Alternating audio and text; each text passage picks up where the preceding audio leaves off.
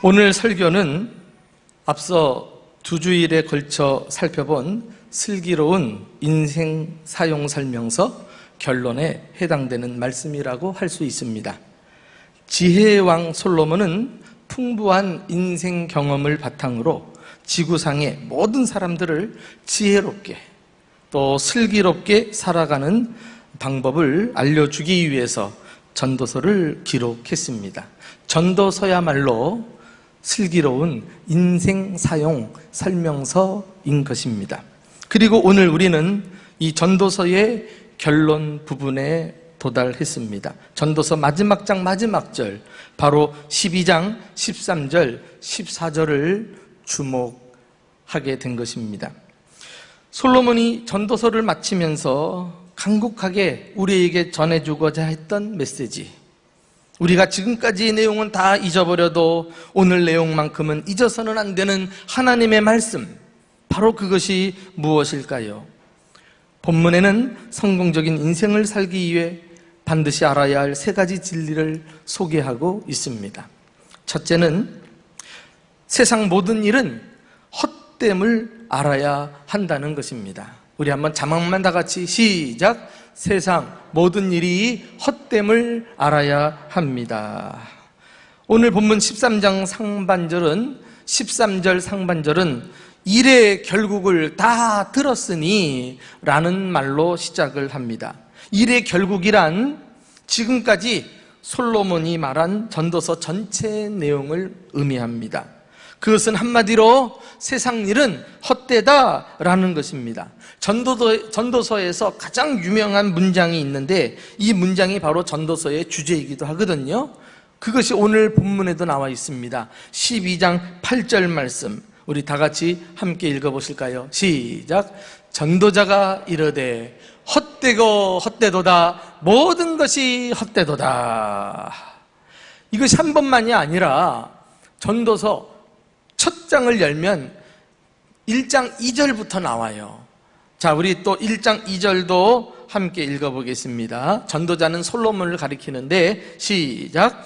전도자가 이르되 헛되고 헛되며 헛되고 헛되니 모든 것이 헛되도다. 이렇게 전도서의 구조를 보시면은 처음과 끝에 모든 것이 헛되다 이렇게 못을 바꾸어 합니다. 그리고 그 1장과 12장 사이에 다 헛되도다, 이것도 헛되도다 라는 표현이 무려 22번이나 계속 나오고 있는 것을 볼 수가 있습니다. 솔로몬은 모든 것이 헛되도다 이렇게 말함으로써 마치 우리를 염세주의나 허무주의에 빠뜨리려고 하는 것 같은 인상을 갖게 됩니다. 그러나 어찌 성경의 교훈이 우리에게 부정적인 결과를 가져올 수 있겠단 말입니까? 그렇지 않고 이것은 전적으로 솔로몬 자신의 체험에서 우러나온 진실된 고백이었던 것입니다.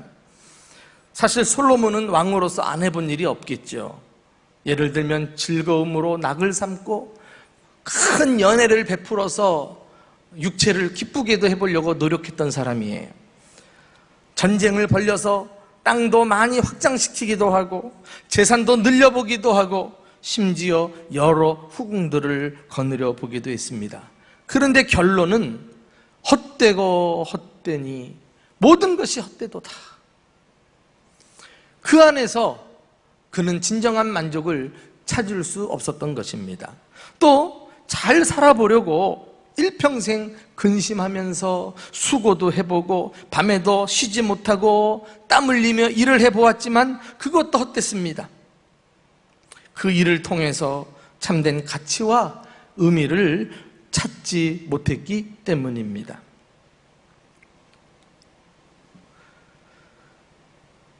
솔로몬 왕이 전도서 전체에 걸쳐서 세상 모든 일이 헛됨을 우리에게 일깨워 주고자 했던 것은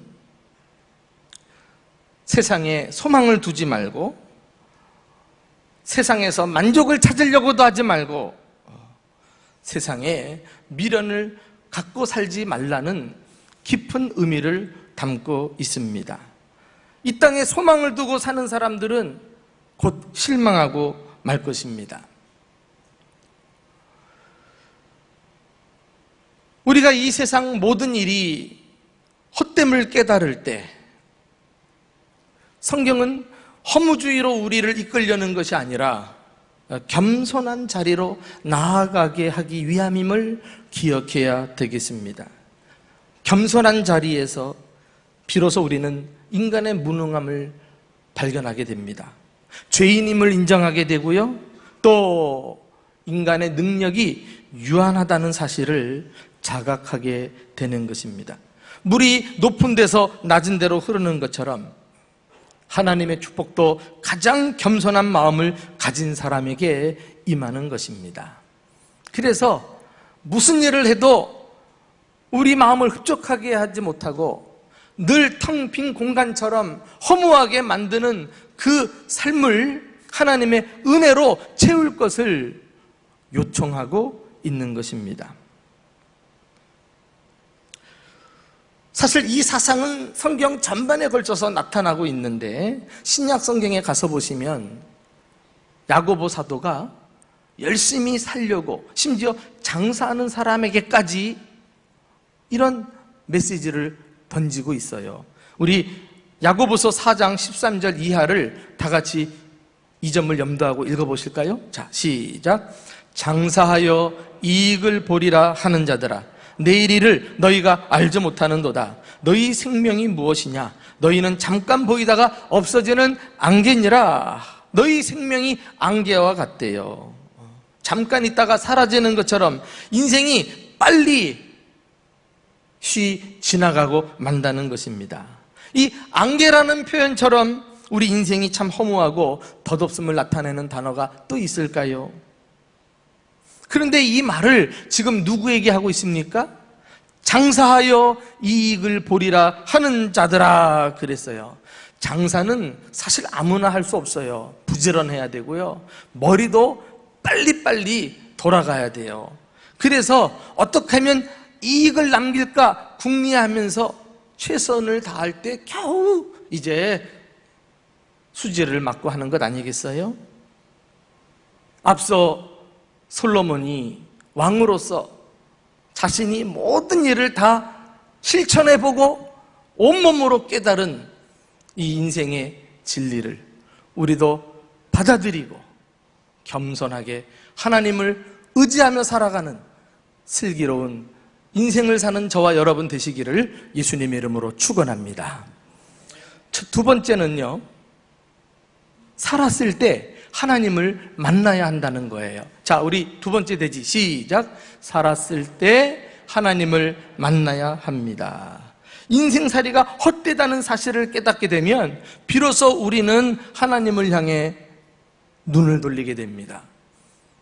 하나님을 구하고 하나님을 찾게 될 것입니다. 그 내용이 이제 13절에 나와 있죠. 우리 13절 전체를 함께 읽어보실까요? 자, 시작. 일의 결국을 다 들었으니 하나님을 경외하고 그 명령들을 지킬지어다. 이것이 모든 사람의 본분이니라. 모든 사람의 본분, 예외 없이 사람이라면 마땅히 해야만 하는 일, 이 본분이란 게 의무거든요. 본분을 다해 라고 말했을 때 의무를 다하라는 뜻입니다. 반드시 해야만 하는 일, 모든 사람에게 주어진 이 의무가 무엇입니까? 바로 하나님을 만나는 일이라고 하는 것입니다. 하나님을 경외하는 것이라고 오늘 본문은 설명하고 있어요. 이렇게 하나님을 경외하는 것이야말로 결국 허무한 삶을 극복하고 성공적인 삶을 사는 비결임을 솔로몬은 절실하게 깨달았던 것입니다. 누가복음 12장에 그 유명한 사람이 나오죠. 비유인데 바로 어리석은 부자가 나옵니다. 그는 인생살이가 얼마나 허무한지 몰랐어요. 그래서 자기 노력으로 힘쓰고 애써서 행복을 쟁취하려고 몸부림쳤던 사람입니다. 어느 해 비도 적당히 오고 햇빛도 적당히 내려비치는 결과로 그의 소출이 풍성했다 그랬어요. 그래서 그는 창고를 가득 크게 지어놓고 소출을 거기다가 가득가득 쟁여놓았습니다. 그리고 불현듯 자기 앞에 자신의 소유를 보면서 이제 큰 소리 치고 싶은 마음이 생겼죠. 내 영혼아, 여러 해 쓸 물건을 많이 쌓아두었으니 평안히 쉬고 먹고 마시고 즐거워하자. 이 고백 속에는 그의 인생관, 가치관이 잘 들어있는데, 인생의 만족, 인생의 행복은 소유가 많은 데 있는 것이라고 생각을 했어요. 그러니까 창고를 크게 짓고 거기다가 가득 쌓아두고는 자기 배를 두드리면서 호탕하게 말한 것 아니겠어요? 그런데 이 모든 것이 허무한 줄 그는 미처 몰랐어요. 그의 인생관의 결정적인 문제는 무엇입니까? 바로 자기 인생의 주인이 하나님이라는 사실을 몰랐어요. 자기가 소유한 물질의 주인도 하나님이신 것을 몰랐어요. 비록 자기가 땀 흘리고 다른 사람들보다 몇 배 노력해서 부자가 되었겠지만은 하나님이 바람도 불어주시고 햇빛도 내려주시고 하나님의 은혜로 소출을 얻게 되었다는 사실을 그는 미처 알지 못했던 것입니다. 그래서 돈은 많이 벌었지만 하나님께서 그날 밤에 그에게 이렇게 말씀하시는 거예요. 어리석은 자여, 내 영혼을 도로 찾으리니. 이거 주인만 할 수 있잖아요. 죽어 다시 찾아가는 거. 그러면 너의 쌓아둔 것이 누구의 것이 되겠느냐? 주인이면 영원히 자기 것을 사용하고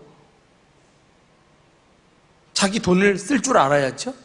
그런데 한 푼도 못 쓰고 그날 밤 즉시 죽고 말아요. 이것이 인생인 것을. 하나님이 오라 하면 다 하던 일을 멈추고 우리는 갈 수밖에 없는 안개와 같은 인생인 것을.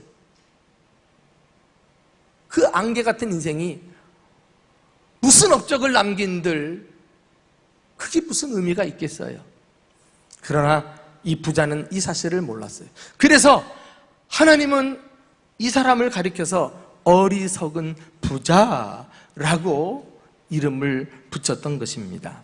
그리고는 그의 삶에 대해서 단 한 문장으로 평가를 하는데 그의 인생을 하나님이 어떻게 평가하셨는가? 우리 다 같이 누가복음 12장 21절 말씀을 함께 읽어보실까요? 우리 가운데는 이런 사람이 있어서는 안 되겠어요. 자, 시작. 자기를 위하여 재물을 쌓아두고 하나님께 대하여 부요하지 못한 자가 이와 같으니라. 하나님께 부요하지 못하다. 세상, 명예, 소유, 지위는 가득가득 쌓아두고 높을지는 몰라도 하나님께 부요하지 않으면, 다시 말해 하나님에 대한 지식이나 하나님을 아는 믿음이 가난하면 그거 의미가 없다는 것 아니겠어요? 한마디로 이 부자는 하나님을 경외하지 않았던 것입니다. 그리고서는 결국 한 푼도 쓰지 못하고 죽어요. 여러분, 우리가 하나님을 경외하는 것은 이제 더 이상 살아갈 시간이 없는 그런 어르신들이나 이렇게 얼마 살지 않을 그런 시한부 인생에게만 마지막에 가서 필요한 그런 인생의 조건이 아닌 것입니다. 이것은 어린아이들도 청년들이라도 하나님을 누구든지 다 경외해야 할 것을 성경은 말씀하고 있습니다. 그래서 오늘 12장 1절 말씀에 너는 청년의 때에 너의 창조주를 기억하라. 어느 세대에든지 누구에게든지 하나님을 알고 하나님을 경외하는 것은 의무이기 때문에 그래요. 요한복음 14장 6절 말씀 다 같이 한 목소리로 읽어봅시다. 시작. 예수께서 이르시되 내가 곧 길이요 진리요 생명이니 나로 말미암지 않고는 아버지께로 올 자가 없느니라. 이것은 예수님만이 하나님께로 가는 유일한 길임을 말씀하는 것인데, 세상에 그전에도 수많은 길이 있었고 또 진리를 찾고 외치는 사람들도 있었고 또 많은 종교들도 있었지만, 그런 것들을 다 물리치고 내가 유일한 길이다, 내가 참된 진리다, 그리고 영원한 생명이다 라고 말씀하셨던 것입니다. 이 놀라운 비밀을 우리는 기록된 하나님 말씀을 통해서 깨닫게 되는 것입니다. 그렇습니다. 말씀을 보니까 예수님은 인생 숙제를 해결해 주시기 위해서 이 땅에 오신 하나님의 아들이심을 믿으시기를 주님의 이름으로 축원합니다. 예수님은 다른 구원자를 보내지 아니하시고 오직 당신의 구원자를 보내신 것입니다. 예수님을 구주로 영접하고 하나님의 자녀로서 권세 있는 삶을 살아가는 저와 여러분들 되시기를 주님의 이름으로 축원합니다. 혹시 이 자리에 예수님과 인격적인 관계를 맺지 못하고 교회를 왜 다녀야 되고 또 신앙생활을 왜 해야 되는지 구체적으로 알지 못했던 사람들이 있다면, 오늘 살아있을 때 예수님을 믿고 하나님을 만나 인생의 허무주의를 극복하여 진정 슬기롭고 행복한 삶을 살아가는 축복이 임하시기를 예수님의 이름으로 축원합니다. 마지막 세 번째 중요한 진리는 죽음 후에 있을 심판을 대비하라는 거예요. 우리 다 같이 읽어봅시다. 시작. 죽음 후에 있을 심판을 대비하십시오.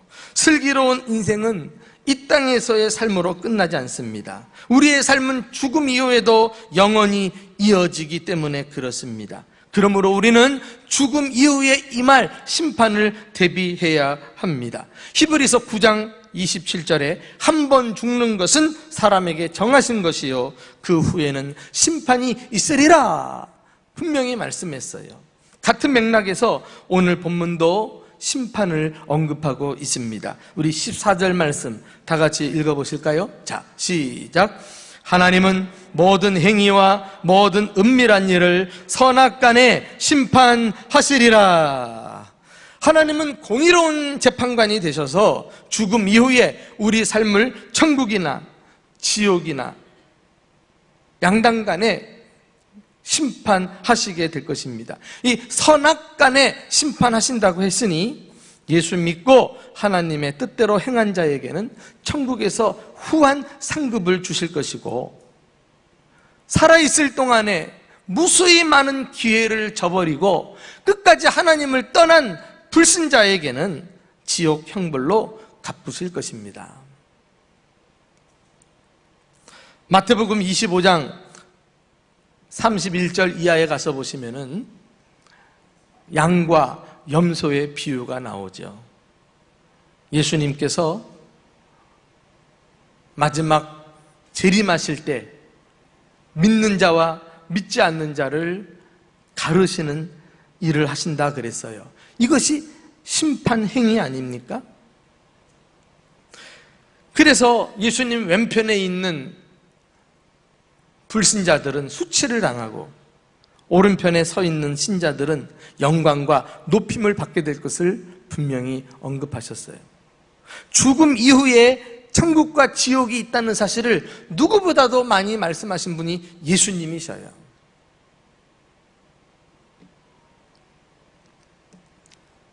살아있을 때 기회를 놓치고 인생의 숙제를 해결하지 못하면 그 사람에게 예비된 지옥으로 예외 없이 떨어지고 마는 것입니다. 지금도 하나님의 그 심판과 지옥의 불못을 생생하게 목격할 수만 있다면, 우리가 그렇게 지옥의 심판에 대해서 말씀을 전하고 힘주어 외칠 수만 있다면 우리의 메시지를 통해 많은 사람들이 주님 앞에 돌아오게 될 것입니다.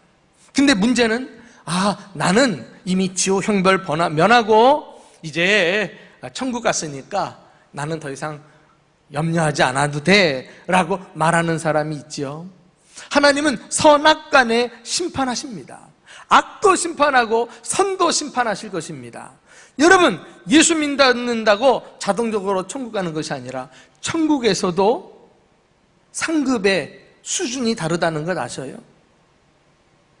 그래서 이제 예수 믿은 사람, 살아있을 때 인생의 숙제를 푼 사람은 내가 장차 천국에 올라가서 내가 행한 일을 따라서 하나님이 주실 상급을 사모하면서 그 찬란한 영광에 동참하기 위해서 우리 남은 삶을 충성하며 주의 영광을 위해 살아야 할 줄로 믿습니다. 우리 예수님께서 요한계시록 22장 마지막 장에서 뭐라고 말씀하셨어요? 더 이상 메시지가 들려오지 않아요. 이제 요한계시록 22장으로 주님의 메시지는 끝이 납니다. 그때 주님께서 힘주하신 말씀 22장 12절, 보라 내가 속히 오리니 내가 줄 상이 내게 있어 각 사람에게 그가 행한 대로 갚아주리라. 할렐루야. 주님은 상을 갖고 계신대요. 천국이 너무 좋으니까 차별 없는 평등한 곳인지 알아요? 그렇지 않아요. 이 땅에도 상벌이 있는 것처럼 이것은 천국의 이치를 우리에게 일깨워주는 원리가 아니겠어요? 순교한 사람과 형편없이 자기 멋대로 신앙생활한 사람하고 그게 받을 상급이 같겠느냐 말이에요. 천국의 영광이 같겠느냐 말이죠. 우리가 왜 그토록 주님을 위해 사랑하고 내 모든 것을 바치고 정말 미친 소리 들으면서까지 주의 몸된 교회를 위해서 충성하고 헌신하느냐 말이에요. 내게 줄 상이 내게 있어 내가 행한 대로 내가 갚아주리라. 할렐루야. 주님의 상급을 믿기 때문인 줄로 믿습니다. 우리는 죽음 이후에 이와 같이 주님의 심판을 대비하면서 어느 순간 나의 종말이 오더라도 부끄럽지 않는 마지막을 맞이할 수 있어야 하겠습니다. 사랑하는 교우 여러분, 이제 슬기로운 인생을 사는 방법에 대해서 마음에 어느 정도 새기셨죠? 세상 모든 일이 헛됨을 우리가 인정합시다. 그리고 깨닫고 살아야 되겠습니다. 그 허무한 공간 속에 하나님의 은혜로 하나님을 의지하는 것으로 채워야 하겠습니다. 세상에 소망을 두지 마십시오. 세상에 미련을 가지고 사는 것은 어리석은 일입니다. 그리고 살아있을 때 하나님을 만나시기 바랍니다. 모든 사람에게 주신 인생의 의무를 우리는 끝까지 감당해야 하겠습니다. 무엇보다도 이 세상에서만이 아니라 죽음 이후도 대비해야 하겠습니다. 우리에게는 심판이 기다리고 있습니다. 끝까지 주님의 뜻을 거스린 자에게는 지옥의 그 불못에 떨어지는 심판, 그러나 주님을 경외하고 믿음으로 산 사람들에게도 천국의 상급 심판이 기다리고 있음을 깨닫고 부끄럽지 않는 큰 상급을 받아 누리는 저와 여러분, 인생을 슬기롭게 살아가는 복된 은혜가 있기를 주님의 이름으로 축원합니다.